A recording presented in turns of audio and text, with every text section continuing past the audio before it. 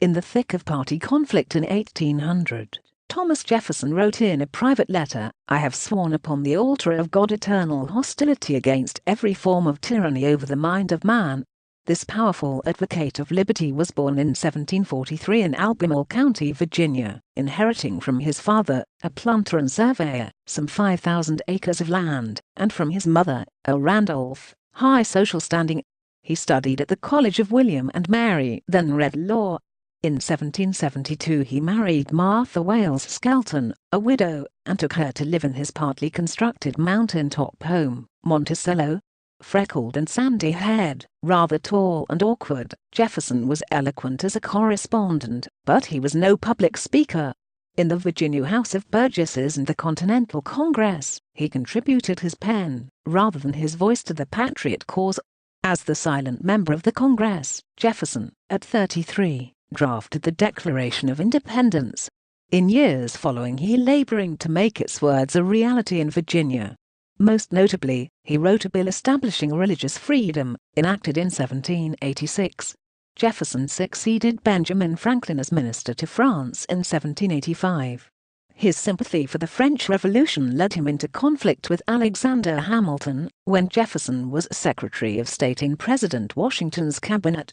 He resigned in 1793. Sharp political conflict developed, and two separate parties, the Federalists and the Democratic Republicans, began to form. Jefferson gradually assumed leadership of the Republicans, who sympathized with the revolutionary cause in France. Attacking Federalist policies, he opposed a strong centralized government and championed the rights of states. As a reluctant candidate for president in 1796, Jefferson came within 3 votes of election. Through a flaw in the Constitution, he became vice president, although an opponent of President Adams. In 1800 the defect caused a more serious problem. Republican electors, attempting to name both a president and a vice president from their own party, cast a tie vote between Jefferson and Aaron Burr. The House of Representatives settled the tie. Hamilton, disliking both Jefferson and Burr, nevertheless urged Jefferson's election. When Jefferson assumed the presidency, the crisis in France had passed. He slashed Army and Navy expenditures, cut the budget, eliminated the tax on whiskey so unpopular in the West, yet reduced the national debt by 1/3. He also sent a naval squadron to fight the Barbary pirates, who were harassing American commerce in the Mediterranean. Further, although the Constitution made no provision for the acquisition of new land, Jefferson suppressed his qualms over constitutionality when he had the opportunity to acquire the Louisiana Territory from Napoleon in 1803.